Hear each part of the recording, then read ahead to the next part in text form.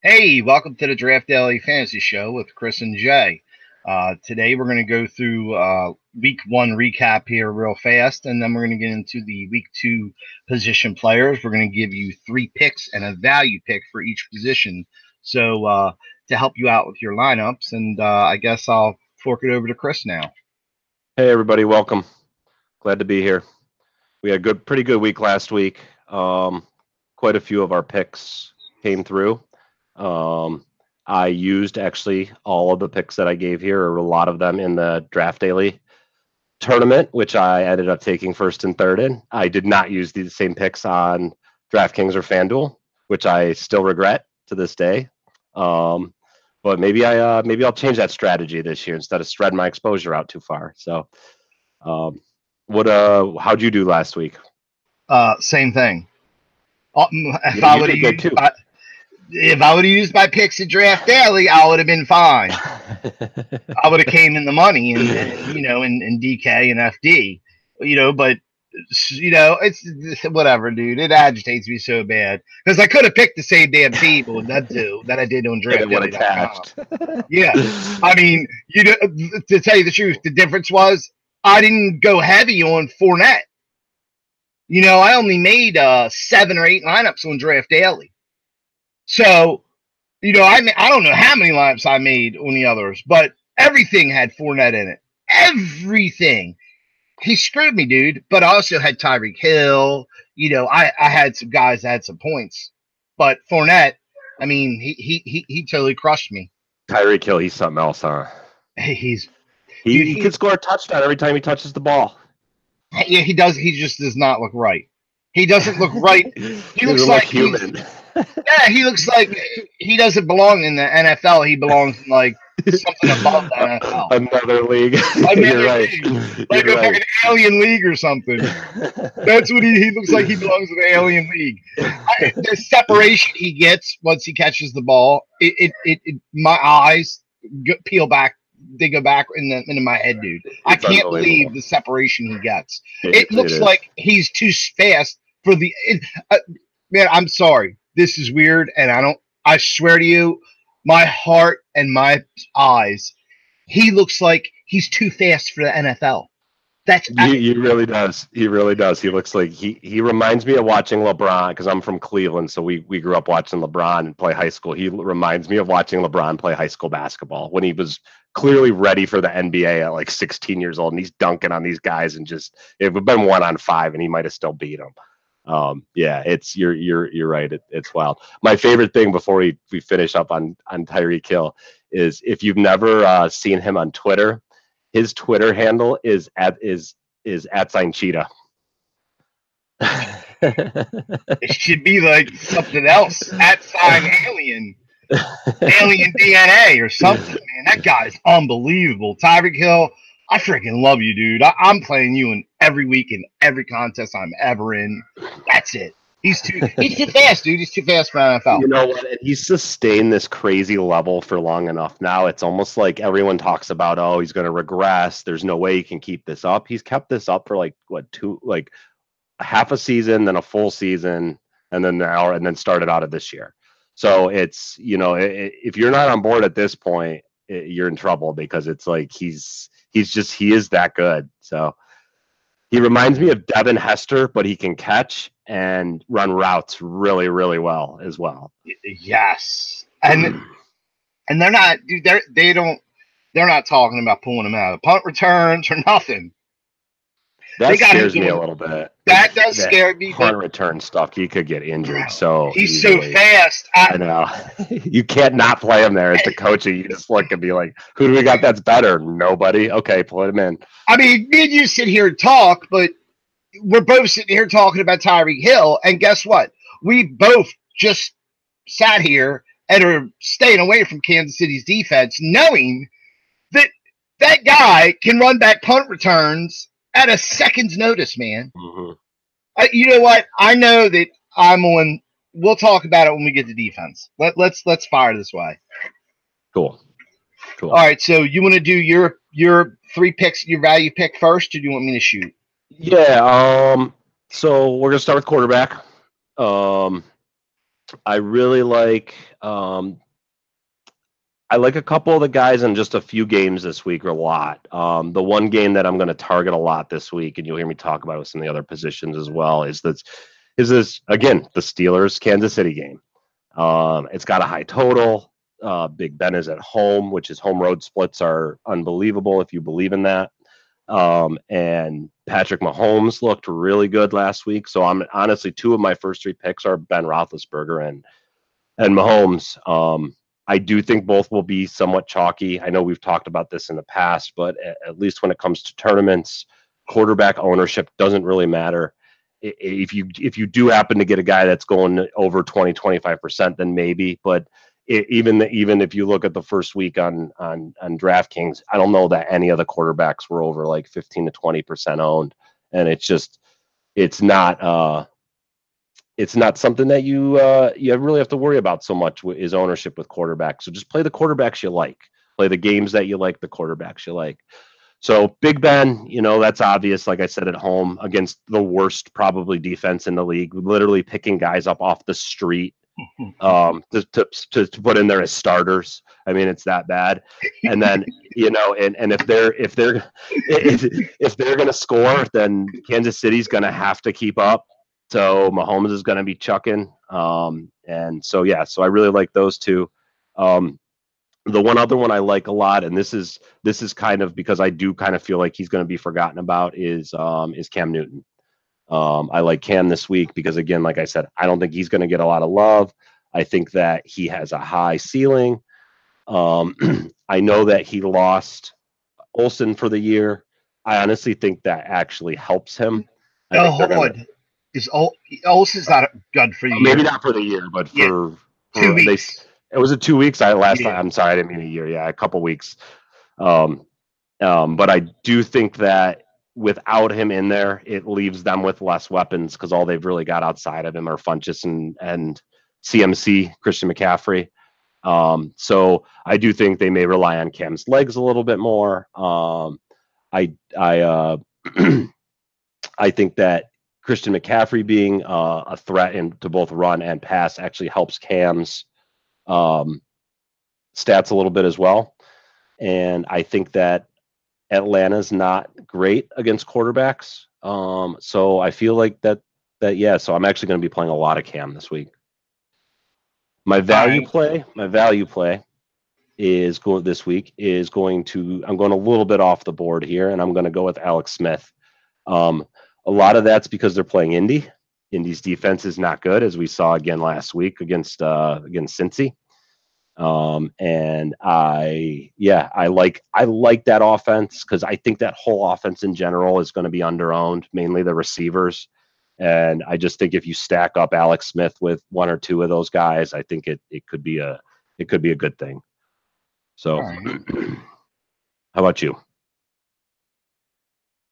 Yeah, I'm back to being hurt again because I forgot I had Delaney Walker in a bunch of mine. So that's what sorry for your loss. That's what cost me in the big boys, the GPPs is. I had two guys that were almost in every lineup I had. That Walker didn't even last a quarter. Yeah, that was rough. And Blunt was out before the half. So, and he had good yards. He had like 45 yards when he got pulled. So, just that when stuff like that happens, look, it's just not your week. Period. That's it. You just move on. Mm-hmm. So, all right, what I have is my plays. You had Keenum, Mahomes, and Newton, correct? I had Big Ben, Mahomes. Big Ben. Okay, Big Ben, Mahomes, and Cam, and then Alex Smith is my value. My plays are Deshaun Watson and Phillip Rivers. They're my two plays that I love. I love Watson and I love Rivers. I love Watson with Will Fuller back, and I love Rivers because that guy he just puts points on the board, man. That's all he does. My value play, you're gonna hate me, is Tyrod Taylor, man. He had like 24 points last week. His legs, man, and they were playing from behind. So I can see that as a good kind of contrarian play because they are playing New Orleans in the Superdome, which is like the Coors Field of the NFL. If you don't know about that, when in baseball, when you're playing at Coors Field, your chances of hitting home runs is much higher because of the altitude and the stadium design and everything else. But just like in New Orleans, when you're playing, Drew Brees is, again, in their home road splits, Drew Brees is unbelievable at home. So the Browns could be playing from down. I'm taking a different approach to that game. I'm going to be fading New Orleans in that game. I really like what the Browns showed last week.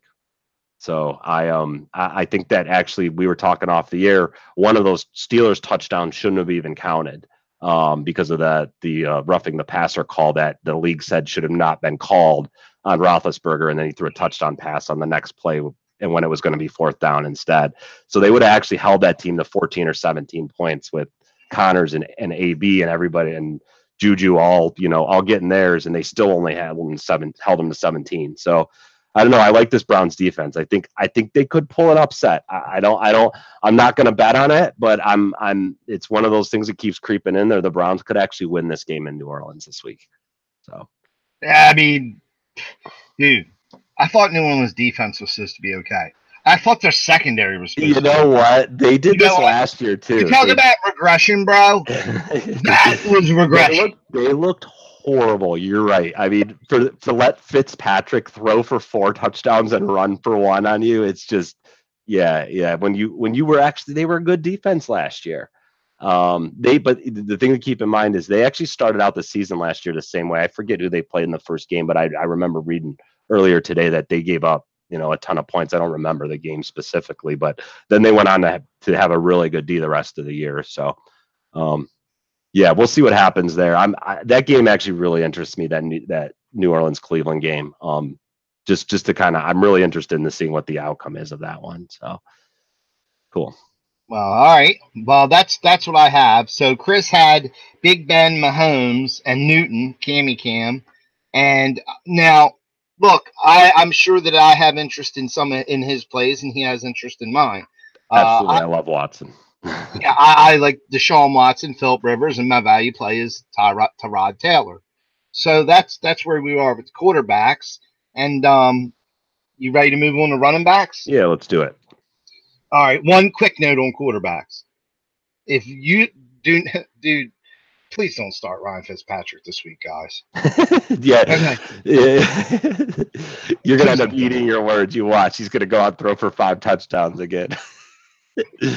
No, you know what? One of the things I always thought about that, and it's something I'm going to keep in mind going forward, is he knows he's not the starter there. He knows when Jameis is back that he's going back to the bench. And when you know that kind of stuff, you play with a sense of freedom. You play with a sense of like, I don't really care what happens because I'm going to be on the bench in 2 weeks anyway. So let's just go out and do it. And chuck it in the air, and then 5 picks later. He did it. So, all right. And real quick before, because we talked about this in our Discord chat, is playing cash this week. My cash play would probably be Deshaun Watson, or for a lower end guy. I don't even know. Maybe I don't really like any of the lower end quarterbacks this week, to be honest. I might actually pay up for a quarterback in cash, which I know is a big no-no normally, but I just like all the guys at the top of the price list this week. Maybe Mahomes. Mahomes would probably be the other cash play. Yes, and my cash play would be Newton, McCaffrey stack all day long. I would want them too, and just fill the rest in with all talent, not no crazy shit. All guys that are good. Yeah, I like Cam as a cash play too. You're right. And yeah, I'll let you lead in the running backs because I think we're going to be talking about one of Cam's running backs up here next. Yes, that may be the case. Okay. Look, Kamara and Gurley. I mean, that's it. I'm not being a sucker no more, and I didn't have Kamara in anything. Kamara ran 55 pass routes last week. Wow. Unbelievable. I And mean, that's with Michael Thomas getting all the love he got. Yeah, Michael Thomas, he had 2 touchdowns, right? I Pretty had sure. him. Yeah, we talked about him last week. But I stayed away from Kamara, and I won't make that mistake again. So that's funny because I would fade him this week just because, like I said, I like the Browns D too much. I learned my lesson. Kamara, Gurley, my value play. For some reason, I have this gut feeling about Lamar Miller, man.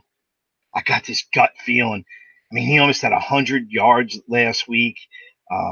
There was a touchdown that he should have. Man, I was looking at some stats for Lamar Miller. Do you know when Deshaun Watson plays, he averages 24 more yards a game? And we talked about that a little bit last week. When you have a mobile quarterback like a Deshaun Watson or a Cam Newton, it greatly benefits your running game. Your running back almost always sees a higher value and scores more points with a mobile quarterback. And it's mainly because the defense has to worry about 2 guys running from behind the line instead of just normally focusing on the running back. You can't really spy on a Cam Newton offense because you can't just spy on a running back and just have somebody trailing him because you've got to worry about Cam running on the other direction, So yeah, I like that. I like that call. Lamar Miller. Lamar Miller would probably be a good sleeper. Let me see where I have him around for ownership. Yeah, and more importantly, he ran a 35-yard run. So that tells me look, I was watching him because it said he lost weight. Deshaun Watson's back. Now Will Fuller's back. I mean, I don't know, bro. I think this might be LeGarrette Blount or this might be Delaney Walker all over again. But I'm starting Lamar Miller in every contest I have. Period. I've got him at like between 1% and 2% owned. So Lamar Miller could be that sleeper play this weekend. That would be a good one to look at. He's also capable of getting 5 points. I mean, his floor is pretty low, but his ceiling is pretty high at the same time. So, oh yeah. So that's my 2 running backs, Gurley, Kamara. I'm sorry, it's chalk, but I went way out of line and gave you something that's. I like that. Miller's cheap and everywhere. So that would be all. I did have another value play.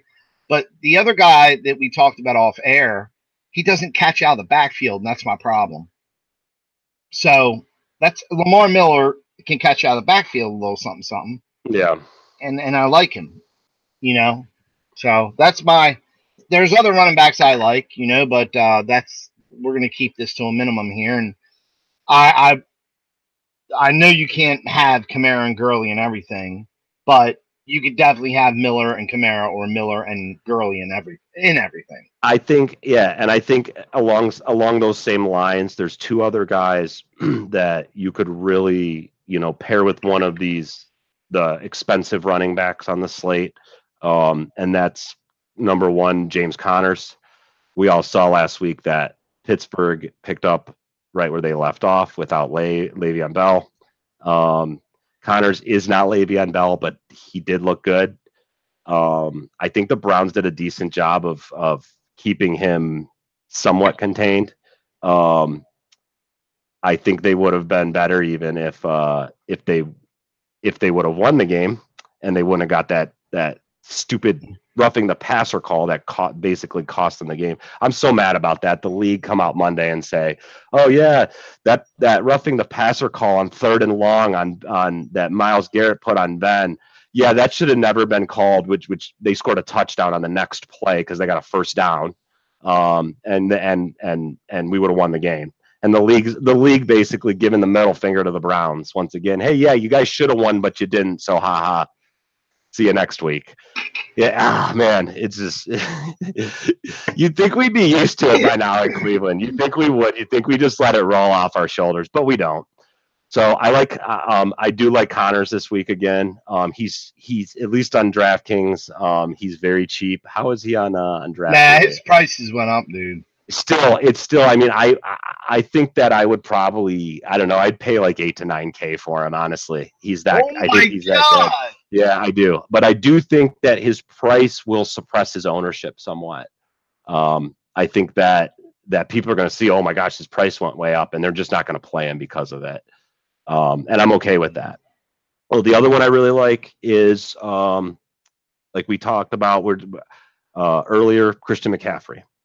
There's a big reason I like McCaffrey, and it's because Olsen's out. And if you look last year when Olsen was out, both Funchess and McCaffrey both got a considerable boost in their amount of touches and everything else when Olsen was out, because Cam's got to give it to somebody.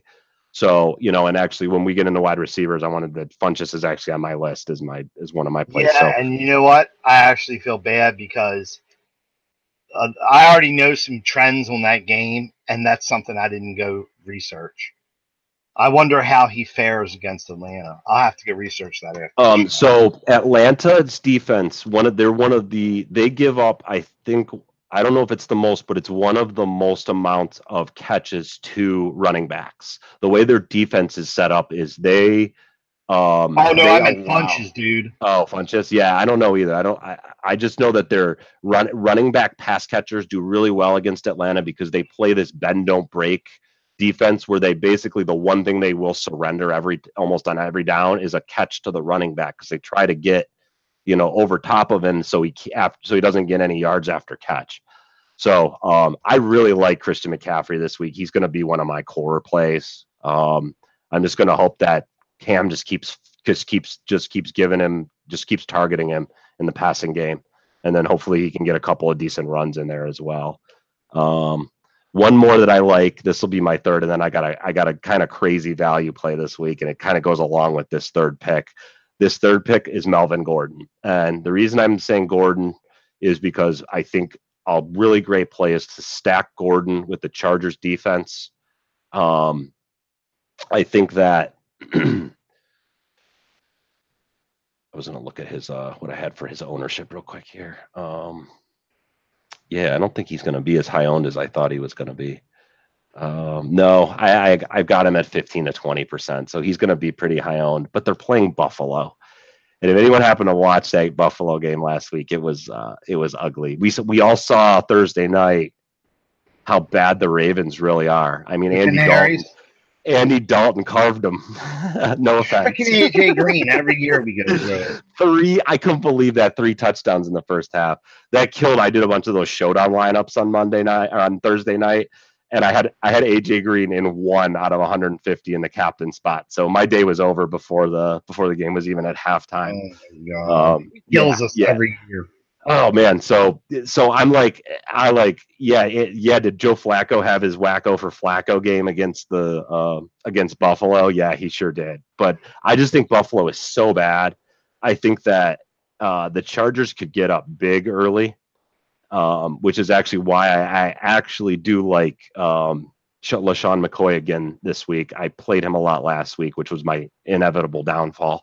But I like him again this week because I don't think that they're, with Josh Allen starting, I don't think they're going to give him a ton of passes. Like, most of these good quarterbacks, like heck, Andrew Luck threw the ball 55 times last Sunday. I think Josh Allen's going to get like 20 to 25 pass attempts. And so that means that offense has to come from somewhere else. And he's the only one I can come up with that it's going to come from, if there is any. So that might be an interesting way to stack that game up, McCoy and Gordon and the Chargers D. And in fact, leads me into my value play, which I just let it slip, is Austin Eckler. I think the other way this game could go, the Chargers could get up big in the first half. This game could be 35-0 in the first half. And I think the Chargers come out in the second half and they run the ball with Eckler a whole bunch and just run out the clock. So I just think that's kind of a sneaky contrarian play. Obviously, you wouldn't want to play that in cash, but you're kind of looking for a certain game script there. But when building these tournament lineups to win a Millie Maker type of tournament, like DraftKings has, you have to kind of play out a scenario in your head. Like if you look at the winning lineup last week, they had Fitzpatrick. They had the whole Tampa Bay New Orleans game just stacked. I think 5 of the players were just from that game on the winning lineup, and you can do that. You got to be on that game. And I just feel like the Chargers here, I feel like they could just get up big, and everyone could get theirs in the first half, and the second half comes out and they just want to run the clock out. So I'm going to look at don't play him like more than in 5 to 10% of your lineups, but that I've been looking at that kind of all week thinking that could be a really interesting play if this game goes how I think it's going to go. So. Yeah, I don't know about Eckler, dude. I look at Carlos Hyde sitting there at his price. I like Hyde too this week, actually. Yeah. I know you like McCoy, and I know you're way more experienced than me, but I don't know. If I'm that defense, dude, I'm telling the safety, blitz every down. Blitz every down. Every down blitz. I'm leaving strong safety out there and I'm leaving somebody out there, whether it's a strong safety or free safety. I'll leave one of them out there and be like, look, cornerbacks, man-to-man, man coverage. One linebacker, look, cover the tight end. That's all you got. Just put a spy on McCoy like the whole game. Everybody else, you probably could get away with it considering how bad Josh Allen looked and the other weapons, the lack of other weapons. I mean, that team has the worst. They're the worst.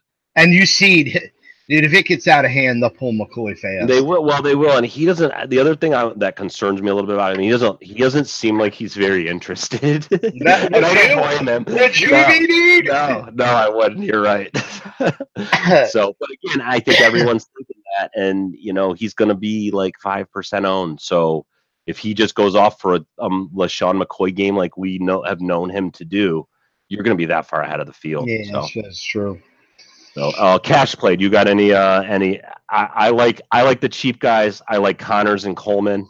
And you said you liked Gurley and. Yeah, in cash. Yeah, we didn't even talk about Tevin Coleman. The Atlanta's starting running back is out. Devontae Freeman, which means Tevin Coleman's going to get all the running back work, and his salary is super inexpensive. So by using him, you can fit some of these other bigger, better guys in there. But his usage is going to creep up come tomorrow, and you know damn well. Oh, Coleman's going to be very highly owned. Coleman and Connors are probably going to be, 30% plus owned. I would think both of them. God. Yeah, and those are the kind of guys in tournaments.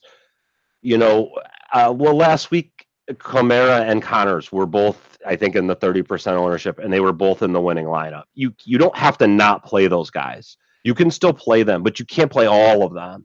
You can't have everybody in your lineup over 20% owned. You're never going to win a big field GPP that way. You gotta kind of get a good mix of guys in that 20 to the 30%, and then you got to have that one or two guys that's like that 5% or less owned. Like last week, we said it was Fitzpatrick, and I think Mike Evans was the other one on that team. We're both at like 1% owned. Yeah. What about what's LeGarrette Blount's ownership percentage looking like? See if I'll let him screw me again. Because I love him, man. He's another one. He's about 1%. Detroit's going to have to show me something before I play any of their guys. Dude, I love LeGarrette Blount, man. I know, yeah, but they've got that whole running back by committee. They're a lot like the Browns. That's why I have trouble playing Hyde. You've got Duke Johnson, you've got Chubb, and you've got Hyde, and it's I don't know, dude. God, I hate you, LeGarrette Blount. Because I hate him because I love him so much. I'm telling you, he's so good. Now I got to worry if he pulls up lame again. Yeah, and they've got that Kerryon Johnson, who he was all right. That whole team just looked. TJ Yeldon's the backup for and TJ Yeldon. I'm going to tell you if LeGarrette was Fournette. Fournette, yeah, with Fournette, if Fournette was hurt, I could tell you now, hands down, my value play. Oh my God, I would build every lineup with Miller and Yeldon, Miller, Yeldon, Gurley, Miller, Yeldon, Kamara. That'd be my lineups. I put him in the flex. Yeah, and I believe from what I read just a little bit ago that Fournette is going to play on Sunday. So yeah, so I might. I'm in love with Fournette, so who knows what will happen there. But let's go to wide receivers. Okay. That'll be the one I changed. It crushes me again. All right, you want me to start? Yeah. Okay. Wide receivers. My thing was this week, the way that my lineup construction has been working out almost every time I've gone cheap at running back and I've paid up at wide receiver. I really like Julio again this week. I think Julio's going to be under-owned again this week because everyone's going to be paying up at running back and no one's going to want to pay the hefty price for Julio. Probably, I don't know, 15 to 20% he'll be owned. And then another guy I really like, cash play and tournament play, is Antonio Brown. Again, stack with Ben, stack with Mahomes, even as like a run it back kind of thing. I just feel like that Pittsburgh Kansas City game is going to end up being that game this week, that 45 to 42 shootout where they're just chucking it the whole game and going back and forth down the field. I'm excited to watch that game. Actually, I think it'll be fun. So I really like Julio and AB. The other one we talked about, I know I'm kind of going a little bit chalkier this week, is Hopkins, DeAndre Hopkins. Will Fuller is back. I think that takes some of the focus off of Hopkins. I think that Deshaun Watson had to get a little bit of the rust out last week because he clearly had it. I think we'll start to see a little bit more of the Deshaun Watson of old. And I think a Deshaun Watson, the DeAndre Hopkins stack is something else you can kind of start your lineups with. That'll be a little bit more contrarian. I think Hopkins probably be around, what do I have, 10% thereabouts. So he's going to be, Antonio Brown's going to be like 35%, and Julio's going to be in the 15 to 20, and then you got Hopkins. It's going to be more like probably like 5 to 10 to 15% in that range. So I do like some of the expensive receivers a little bit more this week. I really like Keenan Allen too. He's another one. Like I said, the Chargers are just, they're another one that could just score a whole bunch of points this week. My value play, this is going to be a little bit off the board. I do like him a lot. And that is Dante Pettis. Dante Pettis is San Francisco. He is one of the only, I think, of two healthy receivers because Goodwin's out. He's very cheap. He's cheap on all the sites, and I think he's going to get some looks.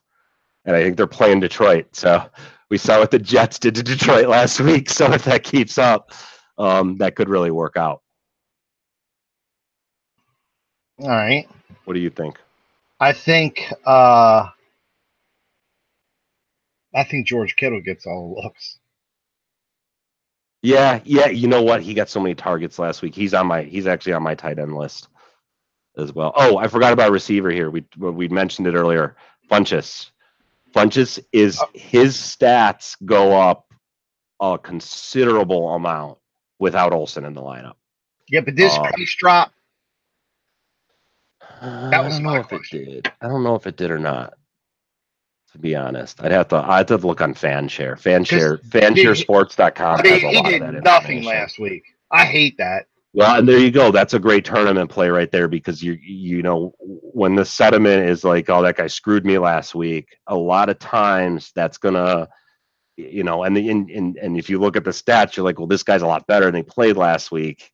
You're gonna set yourself apart from the field by picking a guy like that and still have a good floor. So, yeah, I like Funchess a lot this week too. So sorry if I stepped on in your picks there. No, you're good. I agree with you on Julio, man. I mean, every time I've seen Julio Jones go against Carolina, it's 180 yards, 3 touchdowns, 4 touchdowns, 10 touchdowns. Who knows?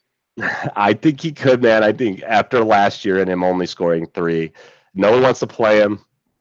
He's getting drafted later in all my season-long drafts than he should have. I mean, I really like Julio. I'm going to be playing a lot of Julio probably almost every week, just because, like I said, he's just so much better than people give him credit for. I feel like he's AJ Green style. So I agree with you on Julio, and I'm putting this guy in all my lineups again. Tyreek Hill. He's going in every lineup. There you go. That's another one from that Steelers Kansas City game. I think you feel like I do. That game's going to shoot out and going to be lots of points. Dude, there's just nobody can stop this guy. He's just too fast. So he might actually be a good cash game play too. Now that you say that, Hill might be. Yeah.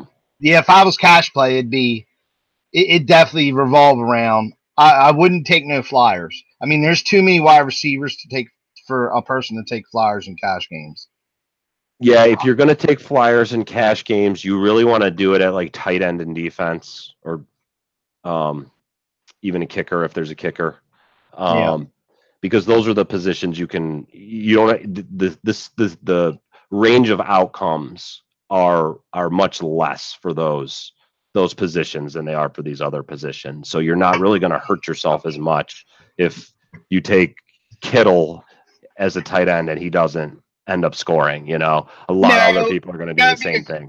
When you're selecting a tight end, let's think about something. Look, Gronkowski's the only tight end that's going to pretty much guarantee you more than 10 points every week. Mm-hmm. But he's priced like a good receiver. So that makes it always tough to fit him in. Yes. You want to fit other studs in. Any of these other tight ends, if they get 10 to 15 points, man, I mean, I guarantee you should be happy. Yeah, because 80% of the other tight ends are not going to get that many points. Yep.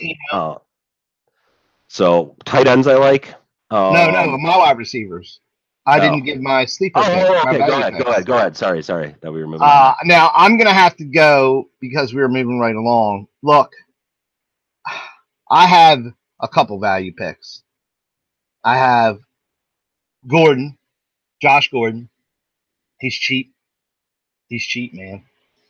I have Josh Gordon. I have Enunwa and Agholor.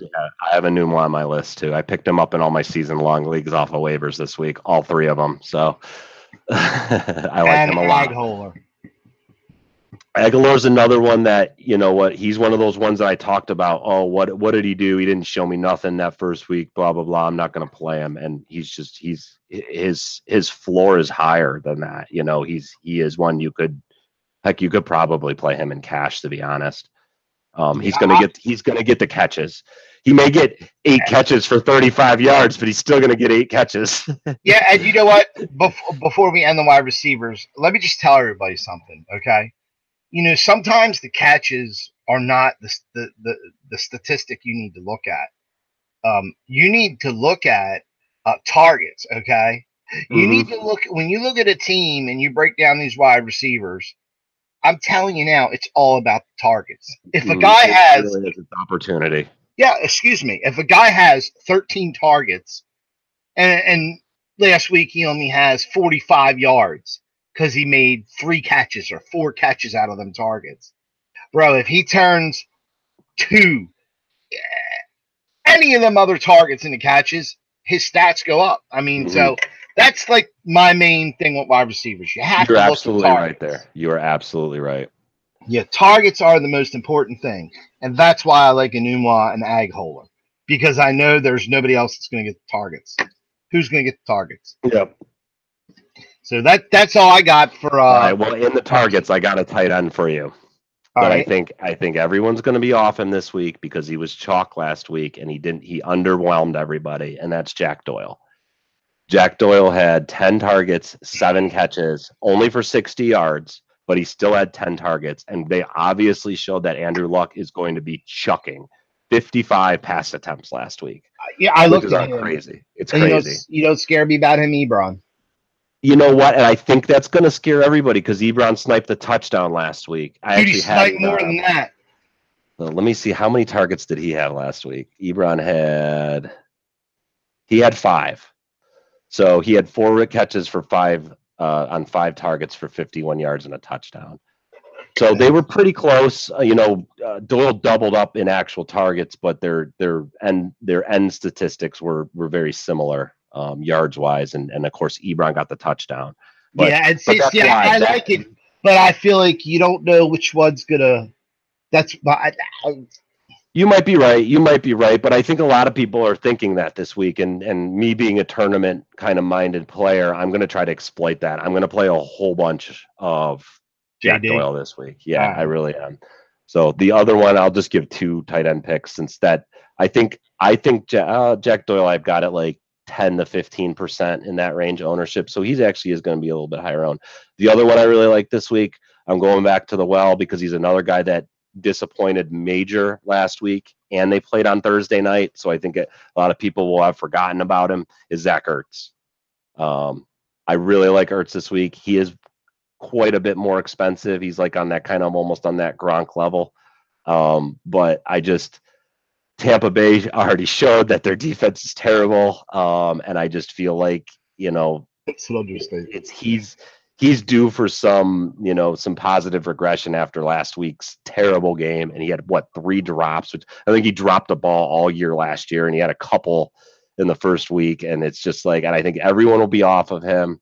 And I just think you can kind of exploit that because we all know he's a good player. So, you're right. And look, when I was watching NFL before the season started, and they were bullshitting on the sideline, and they were talking about Philadelphia, and I don't remember what the hell I was watching, but they said Zach Ertz is the best receiver on Philadelphia, period.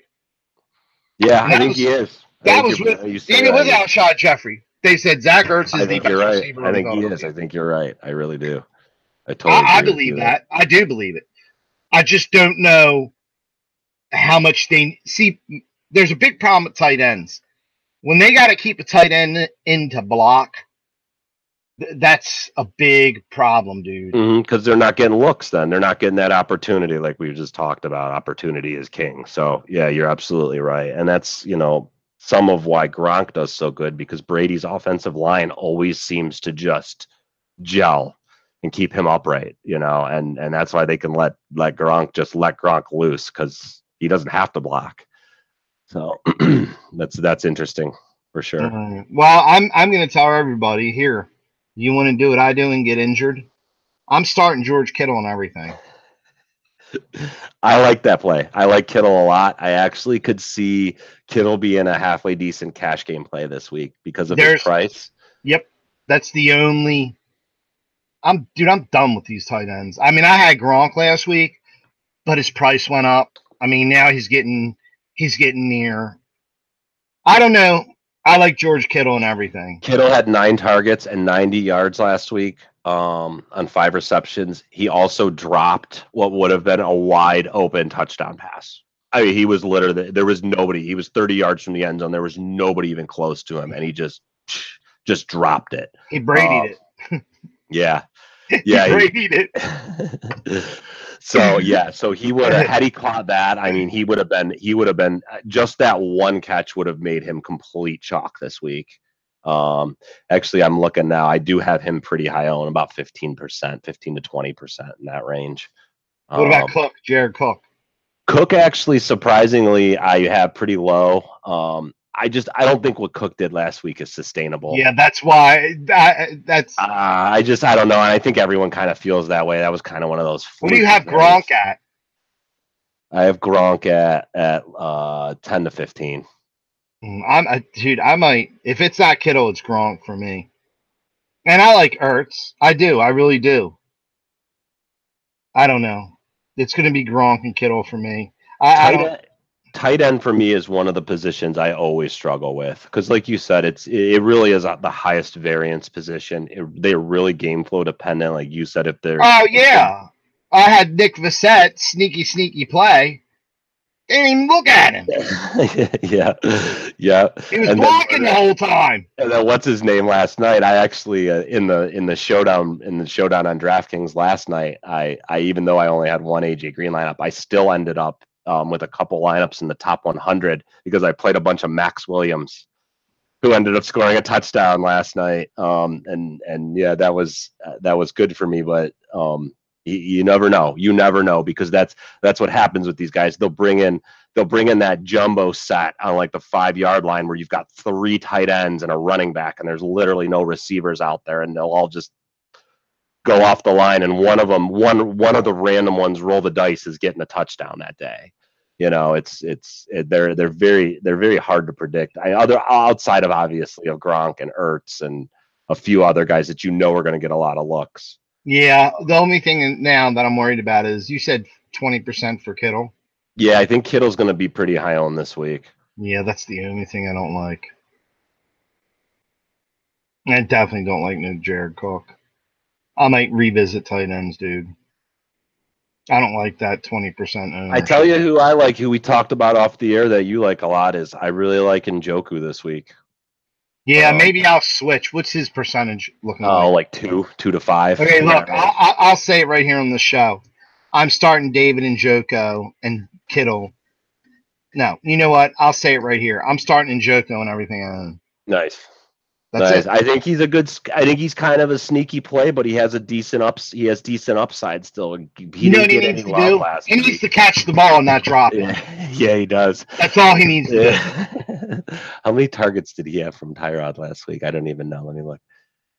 So he did have 7 targets last week. I mean, that's wide receiver kind of level. Does it say how many drops he had? It doesn't say drops. There only 3 receptions. I know. I can think of at least 2. One pretty bad one. Yeah, that's rough. But I think that'll change. I don't think that's, drops is something that's really hard to predict or, Yeah, I'm going Njoku in every lineup I have, period. Nice. That's it. It's either I'm coming off a Kittle. It's Njoku and Gronkowski for me, period. And it's going to be more likely Njoku because I told you I'm definitely starting Gurley. I kind of like Njoku in cash this week too, because I feel like he's got a decent floor and a decent ceiling, and he's cheap. Yeah. I was originally, you taught me this, my kind of low owned cash kind of floor play was going to be Ricky Seals-Jones because he got sick and he had 6 targets last week. And that Arizona team just looked awful. I think they'll get it together. DJ David Johnson's got to kind of get back in the swing of things. Now he's got back into dude, so. He might be on the same bus as LaShawn McCoy. This team sucks, right. dude. They look really bad. They really did. The worst thing is, I think he signed an extension. Yeah, he did. He did. Was it this year? I don't. I know it's recently. Oh my god. So I don't know, and that's another one of those teams. Maybe they surprise us. Like David Johnson, I got like 5 to 8% ownership this week. Yeah, because everybody started him last week, and he gave us the ball. Yeah, I did. I started him last week. I played him in a whole bunch of lineups last week, and he needs to be down to the 7,600 range for me to start him ever again. I hate to see we'll see after he has 3 touchdowns. That sucky team, dude. Yeah, that team is terrible, though. You're not wrong. I mean, I know Fitzgerald's doesn't have to be fast. He doesn't have to be flashy. I know who Fitzgerald is. Fitzgerald is arguably one of the best route runners in the NFL. Okay, and he's got glue hands. Larry Fitzgerald. Yeah. I just don't think Bradford's any good. I think I wish people would realize that Bradford sucks by now. You'd think they would have. He keeps getting on starting jobs on teams though. That's the deal. So let's we're gonna tell everybody we're not touching on kickers because look, take a coin, flip it in the air. My thing is this is it's not the greatest analysis, but I like playing kickers in domes. And I like playing kickers in either Texas or California because the weather's usually nice and there's not a ton of wind usually. Yeah, and where if I have to pick a kicker, which this is the easiest thing you can do, if you want to use the strategy I use, it's simple. Go to anywhere that has the lines, the betting lines, and just look at the teams with the biggest over. Take the guys with the biggest total, with the biggest team. Yeah, that's right. Take the kickers with the biggest total. Yeah, that's what I did. Worked out for me on DraftDaily last week. I played my winning lineup had the dude from New Orleans. What's his name? Lutz. Yeah, Will Lutz. Yeah. And it was like you said in the dome, high scoring game. It just all kind of fit. Yeah, I mean that's how I select my kicker. I look at the teams and say, well, who's the high score? What's the over on this game? Usually Vegas is pretty right. I mean, except for, I don't know, but I know a lot of what I said. I wish I wouldn't have played on fantasy last week, and I just would have made bets on the first half, the under on the first half. Yeah, you were right there. You would have probably won some money there, huh? Yeah. Not last night. You wouldn't have, because I would have if I was going to say that if I was a betting man, because I don't consider fantasy sports betting. I consider it educated guessing. Well, you got to do homework. A lot of homework. Yeah. I would have played the under on that game last night. Those two teams on a Thursday night. I mean, you remember the Thursday night games last year? It was like 14-7, 7-3, 10-3. I mean, the games were all just horrible. There was one good game. I think the Rams and San Francisco or somebody that shot out like that game last night did. But I would have lost big time playing the under on that game last night. Yeah, and you're right. You're right. Normally, the Thursday night games, these guys are tired. They're jet lagged. And then you get later on in the season, the injuries start to pile up, and everyone's hurt still. And they've even proven that it's not enough optimal recovery time from a Sunday to a Thursday for the beating these guys take on their bodies for them to be fully recovered. So before we go to defense, there was no game overseas this year, was there? Those start, I think, week 3, week 4. They'll start doing the London games. So what are they? They're stopping the games. They're stopping like the first game of the season being overseas. They didn't do that last year, I don't think. I think they started in like week 3 or 4. I thought they started with like Jacksonville in like England or something last year. Maybe I'm wrong. All right. Well, we'll get into that week 3 or 4 when it comes up. So they're playing, looks like they're playing 3 games in London this year. They're all in October, the 14th, the 21st, and the 28th. All right. So that'll be about week 5. Yeah, when we get to that changes things big time. Jaguars home game, baby. Not for Jacksonville, it doesn't. I'm playing all the Jags that week. That's that. They love Jacksonville out at Wembley Stadium. Yeah, he's going Blake Bortles. Yeah, Blake Bortles! All right, let's go to defenses. I have a chalk defense I'm going to play. I'm going to play a lot of them. I don't care if Rodgers is playing or not. I'm playing Minnesota's defense. I just feel like a hobbled Rodgers is the best thing we're going to get. No Rodgers is, when you look at the other way, a hobbled Rodgers is the worst thing we're going to get. The no Rodgers is the best thing we're going to get. Did you see what hobbled Rodgers did in the fourth quarter last week? Yeah. Do you know how many pain pills they were on? Did you watch any of his post-game press conference? You go back and watch it. He was like, "What was wrong with you?" "Oh, my knee was hurt." Like he was totally gone. I don't know what they gave him, but it had to have been good. Yeah, but he's a warrior, dude. He'll do that shit again. He's a beast, though. He really is, man. That was really impressive. He's really a warrior. He'll do it again, dude. If Rodgers is playing at all, no. And that's why I like Minnesota. I liked Minnesota's defense either way, and I feel like I'm just gonna play them. I'm gonna blindly play him whether Rodgers is in or not. If he's not, even the better. I think the ownership's gonna go way up if he's not in. But I'm gonna play him either way and just kind of think he's not gonna be super mobile. I'm sorry, those pieces they put around him they're just freaking terrible. Devontae Adams is okay, but the rest of them, I mean, Cobb looked good. Okay, he looked okay last week. I guess he had a pretty good game. He didn't even use Jimmy Graham at all. I know he didn't. Trust me, I know he didn't. Yeah, think about that. A bunch of money. But that's just one of those games where, like, if they don't have Rodgers, they're in deep trouble. I mean, you saw he was out. He was out for one series, and they looked like they should be the Buffalo Bills. Yeah, they're done until they play Detroit or Tampa Bay. Nice. Okay, let's go to defense. We're on defenses. The other one, I'll give you my one other one. We already talked about Chargers, because they're playing Buffalo. I mean, it's the chance of interceptions and the chance of Buffalo scoring is like slim to none. So you stack Gordon with the Chargers D, or hell, get real crazy and stack Eckler and Gordon with the Chargers D. In the one of the smaller like $3 buy-in tournaments where there's 500,000 entries, and just you want to get creative in those tournaments because you're not going to win with the chalk lineup. So doing something like stacking Eckler and Gordon and Chargers D is something that is actually viable. So, but yeah, I like the Chargers a lot. again, just because Buffalo is just that terrible, and they got a rookie quarterback who shouldn't even be out there starting. But he's still better than Nathan Peterman.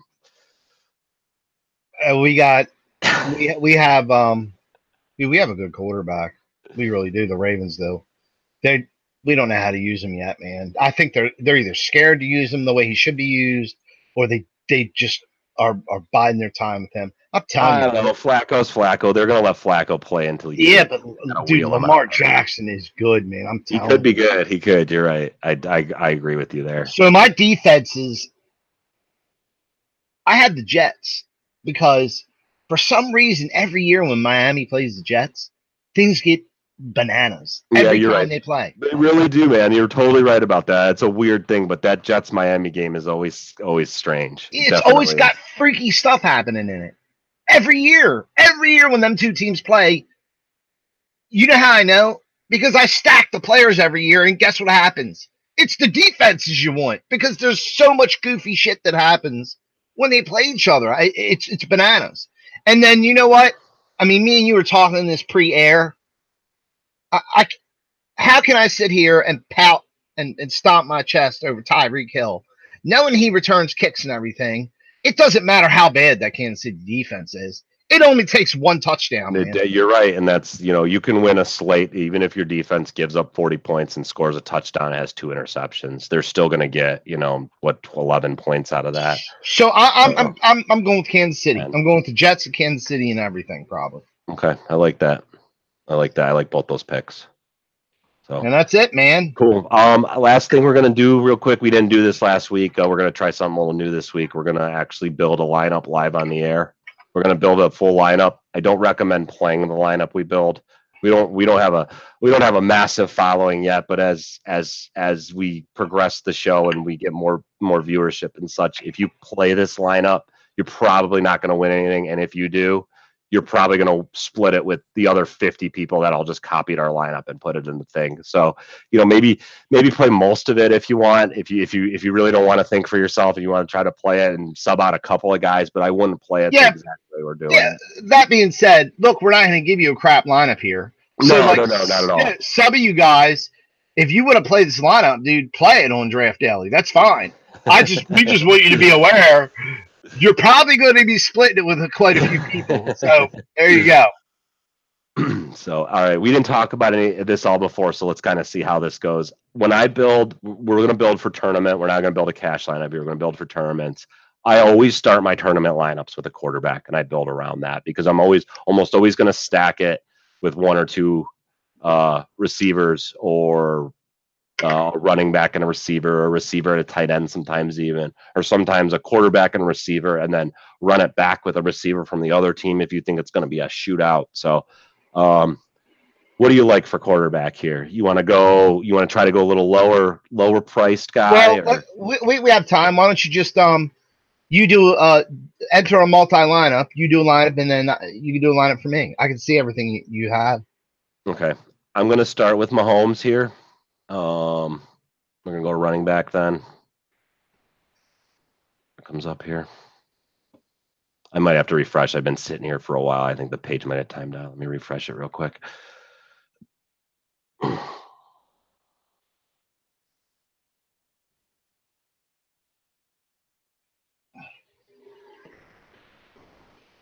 we go. All right, so we're gonna start out with Mahomes. No, maybe I just didn't give it long enough. Yeah, or Control F5. This shouldn't take this long. Yeah, it should be instant, huh? Yeah. I'm just going to refresh the whole page here.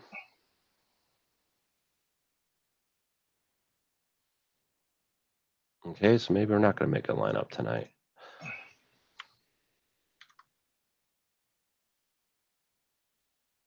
I had this sitting here for a while. I think I might have screwed it up. I'm gonna go back to the lobby and try to re-enter it from there. There we go. Yeah, because it should be fast.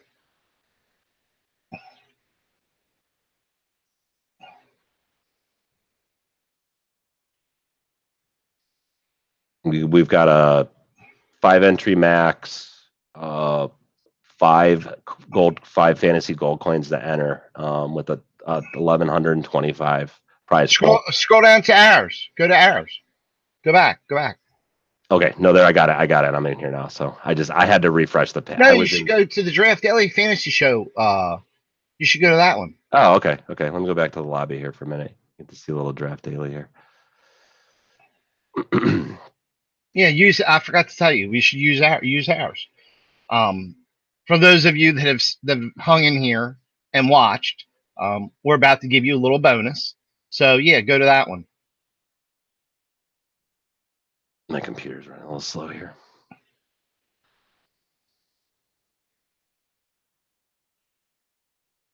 Where's it at? It's there. It's there. Oh, I think that was it. I'm an idiot. Draft Daily Fan. Yeah, sorry. My bad. So look, we have the Draft Daily. I was in Fantasy Show. Okay, good. We have the Draft Daily Fantasy Show. Okay, the free entry code is winning, all caps. There's a free ticket code where you can enter for free. It costs you nothing. The code is winning, all caps. So for everybody that sees this video, look, go try DraftDaily.com for free. Can't beat that, can you, Chris? Yeah, I can't beat that at all. That's great. And then if you want to deposit, guess what? We have, like, I don't know, it takes what, a minute maybe to sign up and 10 seconds to make a deposit, if that, with your debit card.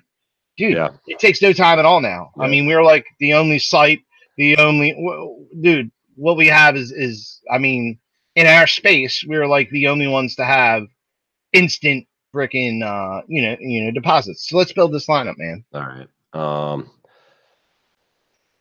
I'm going to go a little bit lower here. I'm going to play somebody, because this is a tournament, I'm going to play somebody that I normally wouldn't play in like a cash game or something like that. And that is, let's see him here in a moment. Now, he's playing against a good defense, but he is so cheap that it's going to free up a lot of room for me to fit other guys in there. And that's Peyton Barber from Tampa Bay. I'm actually going to play him quite a bit this week in some of the tournaments because I don't think anyone's going to play him. And I think he's got, a lot of upside. So we're going to go over to receiver here. I already like that McCaffrey. Like I said, I really like McCaffrey.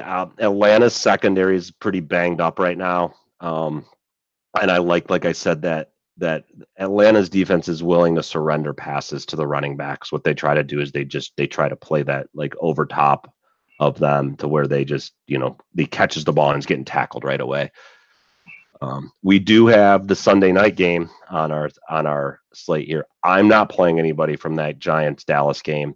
I just feel like that game's going to be one of those games where it ends up like 7-3, and we all complained on Monday morning about how boring it was. All right, so we've got Mahomes. We definitely want to stack Tyreek with him. I actually think that Kareem Hunt could be a good sneaky tournament play this week, because I think everybody is going to be doing this Mahomes to Tyreek Hill thing, and everyone's going to forget about Kareem Hunt because he played so bad. He had such a bad game last week. Let's see if we can make sure we can fit. I got 50-50 remaining. We might have to. Yeah, but you can, if you add the defense and the kicker now, you can raise that up. Okay. And this is what I suggest people that if you play on Draft Daily, this is the first thing I do on everywhere. If there's a defensive kicker, I do that right off the jump. So actually, I'm lying to you. I do defense kicker, tight end right off the jump, so I know exactly what I have for the rest. That's a good. I like that. I like to start with the quarterback because I like to kind of mold my lineup around whatever I feel like if that quarterback's going to excel that week. One of the plays I like this week to bring this back from this game is instead of playing Antonio Brown, because he's probably going to be very, very high owned and very chalky this week, I'm going to pivot off of him onto Juju Smith-Schuster. He had a good game last week too. He got a lot of looks. I feel like he could definitely be a decent play this week. So I'm going to leave that last wide receiver spot open for now in case we find out we got to come back to small. I'm going to do what Jason said and go to the defense. What I'd really like to do is play what I mentioned earlier is the Chargers defense with Melvin Gordon. But I don't know if I'm going to be able to fit Gordon in this lineup because I'm actually kind of liking this lineup the way it is so far. I think you will if you fit it when you fit in the tight end defense. I think you can. We're going right back to the Lutz again. Just because he did me right last week. And again, they're in the dome. They're at home. They're playing the Browns, which I honestly feel like the Browns are going to do good, but I don't know. I don't think many people do. I am going back to Jack Doyle here on tight end as soon as it comes up. Like I said, I can't get away from that. He had 10 targets last week. Andrew Luck threw the ball 55 times. They're probably going to be down again because their defense is just so bad. If the defense wasn't so bad, I probably wouldn't be playing them as much, but their defense is just terrible. We're going to go Jack Doyle in here. And now you can see, if you're a new player, you can see it shows up here how much money you have remaining to spend between your spots. So right now I know I got about 6,200 a piece between the spots. So if I go up to a guy that's like 8K, that's only going to leave me about 4,000 left in the next lineup, which we're actually going to try to do here. I'm going to try to sneak Melvin Gordon in here and see if I can make it work. And we're going to punt this last spot. Maybe Dante Pettis if we've even got him on the list. Actually, we've got Melvin Gordon priced down a little bit, so that's good. Oops, I need to go to flex. I forgot about that.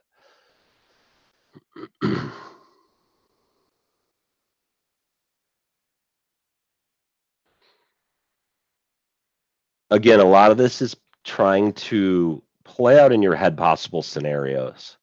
So if you find a game you really like and you think it's going to be high scoring, don't be afraid to play like 3 or 4 guys from that game. Like I said, that's the biggest tournaments on the biggest stage in daily fantasy a lot. We just talked about it last week. There was a Houston-Seattle game last year.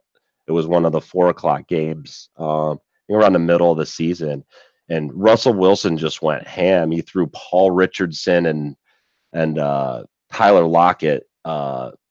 Actually, there's my other pick.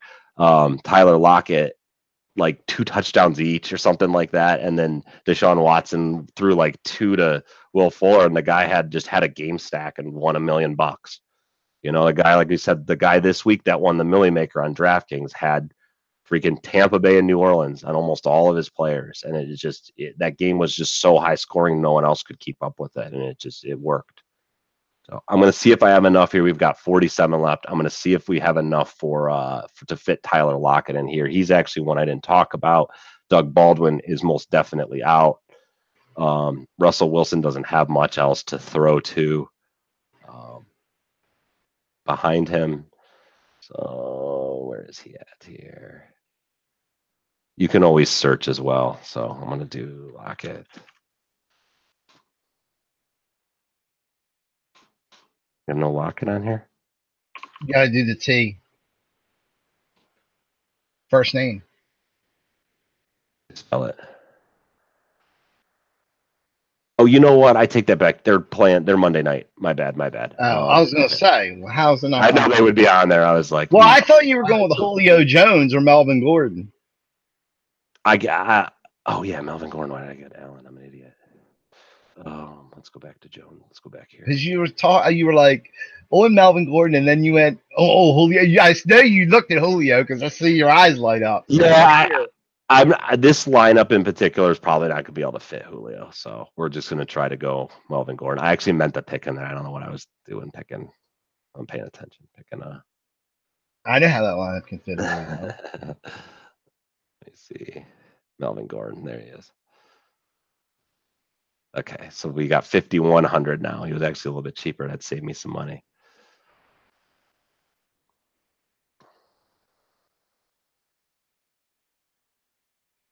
This is taking too long. I can't believe the site's running this slow.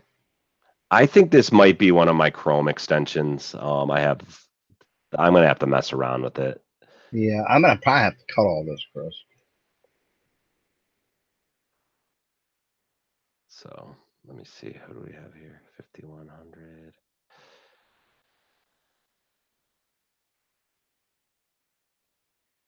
Oh, Will Fuller's 53. See, that won't work. There we go. Guy we talked about right there. And don't be afraid to leave some salary on the table. You can always do that.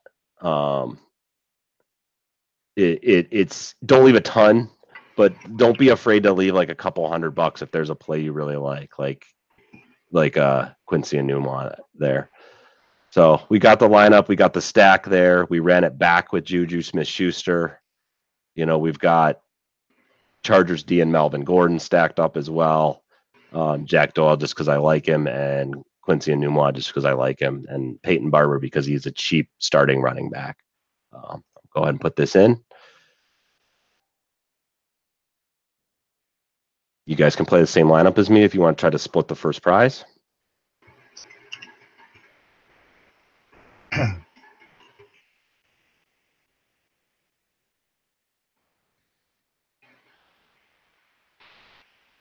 There'll be at least 5 people to play that lineup. Yeah, normally the site's not this slow. I don't know why it's being slow on me tonight. Maybe they're right. Maybe they're even working on it tonight. So, and that's that. So, all right, I'm gonna get back here.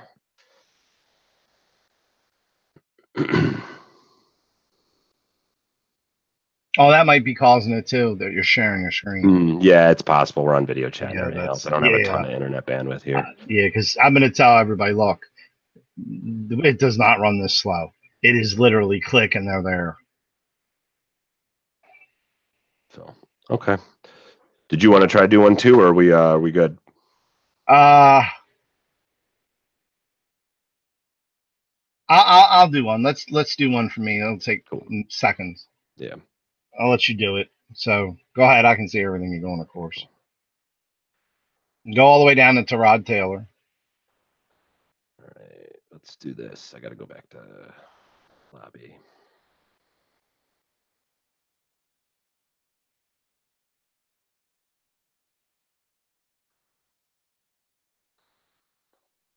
You got to start with Tyrod, huh? Mm-hmm.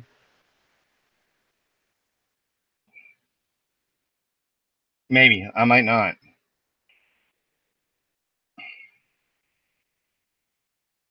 All right. So another thing I like to tell people, if you're playing one of these capped entry tournaments, like a 2 max or a 3 max or a 5 max, make sure you put 3 lineups in. Don't just put 1 in. You're really giving yourself a disadvantage against the field because everyone else is going to be putting 3 lineups in. And you can kind of pick like a core group of players that you want, like we were talking about, Jason's going to play a lot of a couple of guys at running back this week. And you kind of want to start your lineups with those guys and then kind of put your cheaper pieces in around them.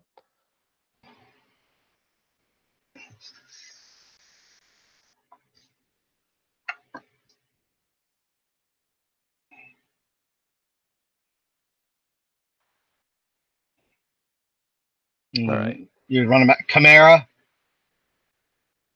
Gurley, Miller in the flex. He can't be too far down here. Maybe he is. I'm just going to search for him. All right. Do my defense and kicker, please. I'm a tight end. Defense, whoever's cheaper, Kansas City or the Jets? Probably. I don't actually know. That's I'm interested now to find out who it is. Who do you think it is? The Jets.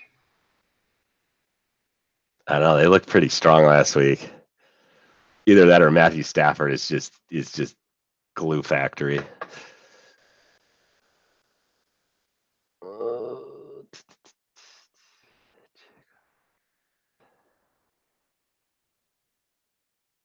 No, it's the Chiefs. The Chiefs are cheaper. Go with the Chiefs. Okay. Our pricing is getting sharper. Yeah, well, it moves up and down. Yeah, that's what I'm saying. They get better because the Chiefs are They're bad, man. Their defense is bad. It's really bad. It's all about the hill. Do the Chiefs play Buffalo this year? I don't know. I have to look. I'd be interested. That might be the game to actually play Buffalo. All right, what do you want to do for kicker? Go all the way down to the bottom.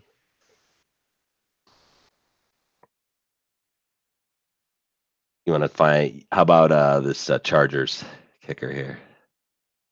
Yeah, they're going to score a lot. That's what my thought was. No, go to Houston.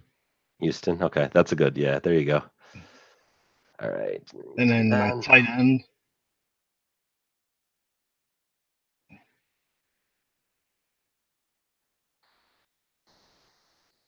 I can't see the screen until you talk. No.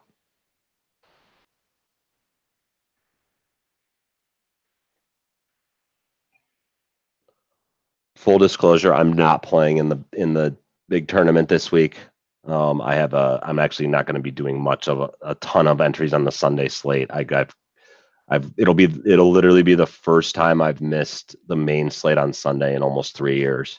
I'm really sad about it. So I bet. I'll be back at it next week, hardcore again as usual. And Joko. Where's he at? There he is. Nice. I like that. 3K. That's good. Okay. So you've got 55, around 55 for your receivers here. I like this lineup so far. Yeah, well, you're about to not like it.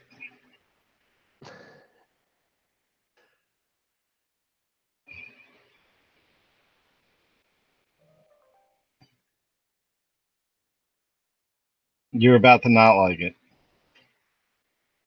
Yeah, so just scroll down to in the fives. Who you got?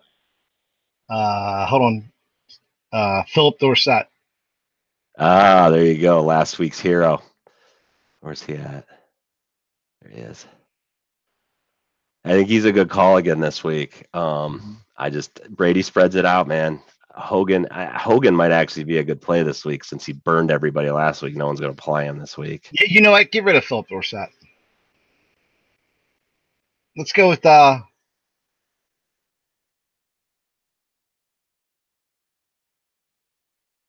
I got, 5,400. Where's my man Gordon at? I think he's right around 5,500, dude. No, he's not. He's 58. Let me have him. That's not bad. Nah, I'll make up the difference.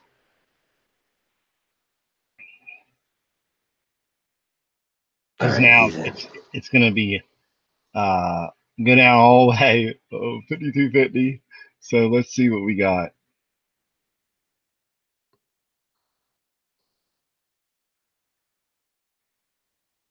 You want to keep going down? Yeah. Numa. We both played him. Oh, we did? That's okay. That's fine. Now, that means now you can go up, bro. Yeah, now you've got 58. So yeah. There you go.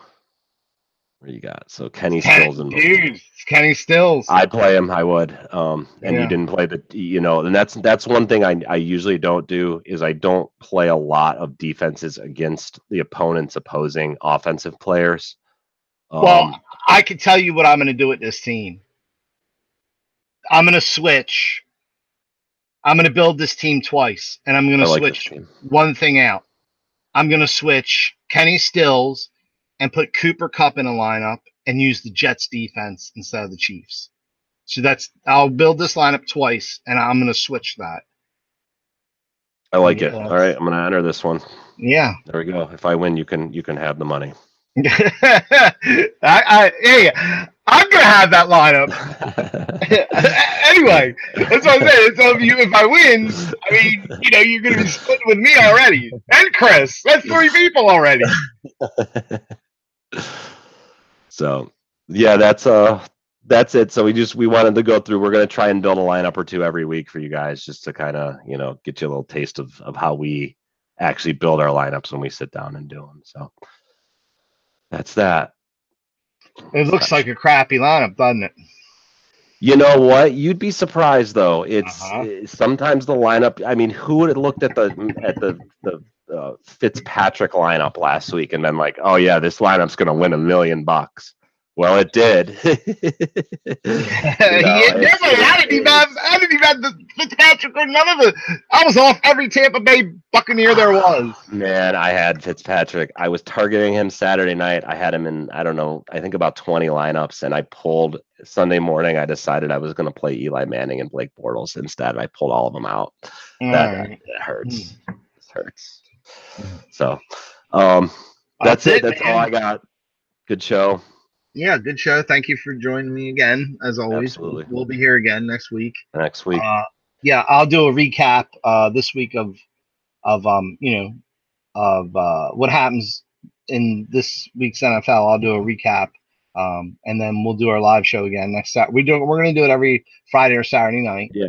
And we'll try for Fridays because that would give you guys more time to watch it. When all I can say is don't forget to come to draftdaily.com. Look, I'm sure that this whole process took a little bit longer because we're running live here, and I'm sure my computer's running a little bit slow.